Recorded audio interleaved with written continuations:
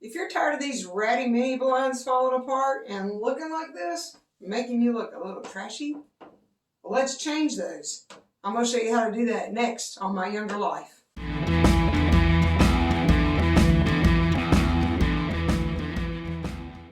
Alright, before we begin this, we've got to remove this old mini blind that has seen better days. This thing's probably been here for 25 years. Well past its time. Probably should have done it a long time ago. But it's not hard to remove. We're going to pull it all down and get this started. I know there's a lot of old anchors on the wall, and we're going to start that paint job in the near future. The first thing we're going to do is find our middle. We need to find our middle so that we can center this cordless blind that I'm going to be installing in the right location. And now we're going to find the same center of mass on the actual blind itself. And this blind is going to be at the 19¼ inch mark. And we need to find where the mounting brackets are going to go on the wall. Best way I know to do that is to take those brackets, tape them to the actual blind that we're going to hang, and then we're going to hold that up there. This thing it's not super heavy, but it is awkward for one person. And I'm doing this all by myself, so I need to figure out ways to do this best.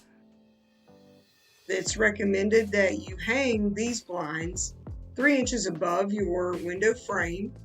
I really like the look of the blinds that go inside the casing, but the windows I have do not allow for that. There is actual vinyl on the inside, so you can't do that.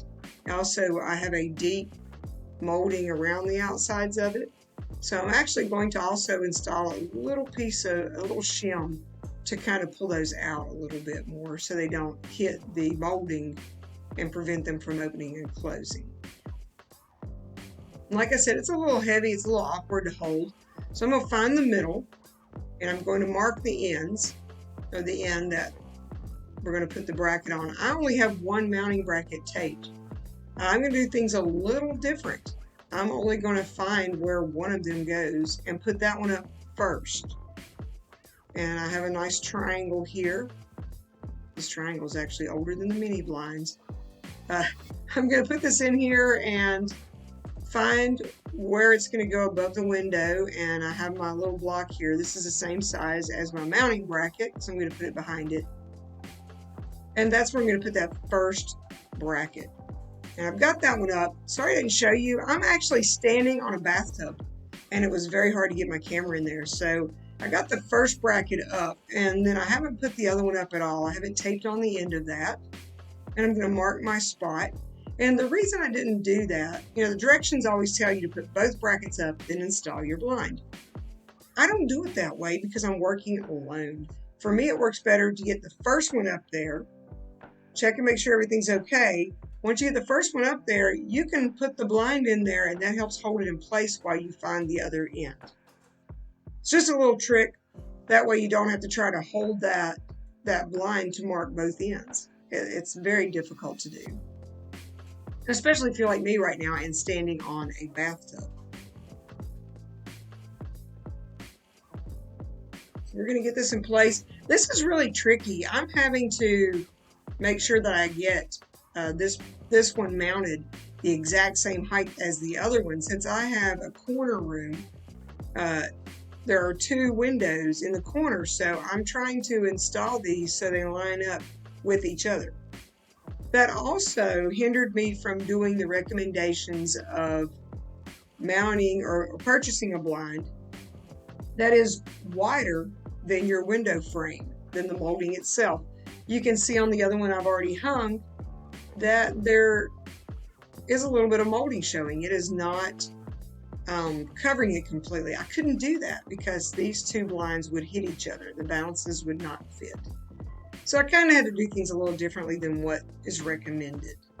And so I'm really trying to get this bracket lined up with the other blind. And then we're going to screw that in place. I'm using a Black & Decker cordless drill. And I do recommend that you get a longer attachment for your drill bit, because mine is a little short, so it's kind of hard to get into the bracket so that I can get that screwed in. Just double checking my measurements. Guys, you can't check them enough. Honestly, how many times I've put something together and didn't check my measurements enough and something was off. And it annoys me forever. I'm constantly looking at it going, man, I wish I would have measured that more than once. So I'm going to really make sure that this is right, and I'm going to screw these in. It's very fortunate I don't have to use anchors in this case, because I actually hit studs with all of these mounting brackets. Since I'm very close to in line with the vertical of the molding, there's usually a stud that goes straight up, outlining the window frame. And so I hit studs with all of these. If you were going to have to use anchors into drywall, I have a video when I hang a towel rack that you need to catch. It shows you how to put anchors into drywall, and I actually upgrade the anchors so they're really sturdy. These blinds are heavy enough that you would have to get some pretty sturdy, really good anchors, probably a butterfly anchor or the expandable ones, not the really cheap ones that you just place in, that you hammer in. Again, don't screw both of these screws. Don't screw the first one down really, really tight until you get the second one started as well. And then you can work back and forth between the two and then get them screwed down really tight. And there it is. It's really sturdy. Got both of them in now. So we can put the blind back up. Now we still have a little bit to do before we can actually put this up permanently. It's long enough that the directions say you need a center brace. So we're finding the middle again. Of course, my wall has the middle mark and my blind has the middle mark, but my anchor doesn't. So I'm going to make sure that this anchor is going in that spot. And I almost fell. Did you see me grab the window frame? I tell you, it's really precarious, and I don't recommend it. I probably should have done a much better job there in being a little safer. But anyway, yeah. So we're going to put the support bracket in now. And it's just the same as before. We're going to put that up there and screw in 2 screws. And I want to tell you, if you're working somewhere like I am over a bathtub, make sure you put the drain plug in there.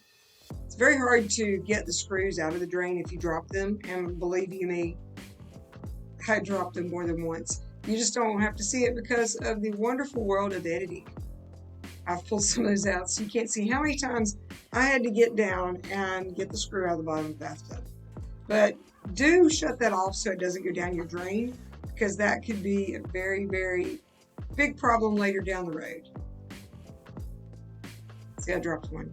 I had them both with me. I had to go get it. But we're going to put 2 screws in there so it doesn't turn or move, and anchor that down really good so that this mini blind has some really firm support and is not a hazard.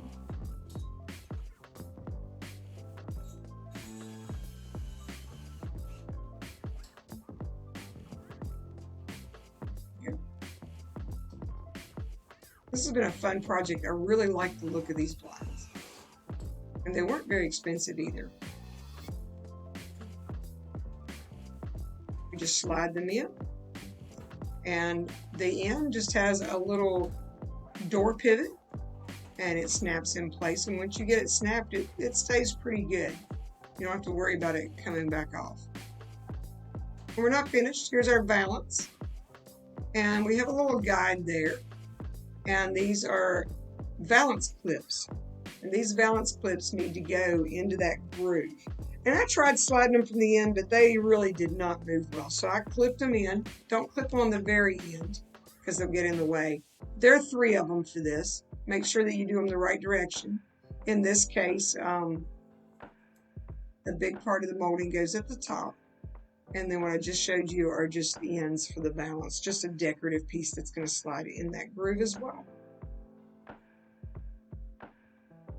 I'm going to put one in both ends. And then we'll be ready to hang our Valance clip up. And that just covers all that stuff that doesn't look as good. It's really just a decorative piece that serves no other purpose. But I want to make sure that that end lines up with my other blind, and it's looking good. I'm really pleased with this, how it's going to look. And these ends just cover the very bottom. They actually have a hole in them, and I'm going to show you what the purpose of that is in just a moment. Purely decoration. But it does have a tiny function for that hole. I'm just not going to use that. And there is that part, very easy to do. And then the next thing that we're going to do, you don't have to do these in that particular order, but this is a piece, I've used them before. I didn't really like them after I put them on, but they would hold your shade when you pull it down. They hook, the very bottom of your shade hooks to the wall. And then you'll attach your wand, and yeah, I like them. I like them a lot. This overlooks my driveway, so I really have to have blackout blinds there since this is above my bathtub. But here we go. These are nice. They did serve their purpose, and they really didn't take that long to install. I hope you've enjoyed this. If so, subscribe and like so you can get more of these. And until next time, we'll see you.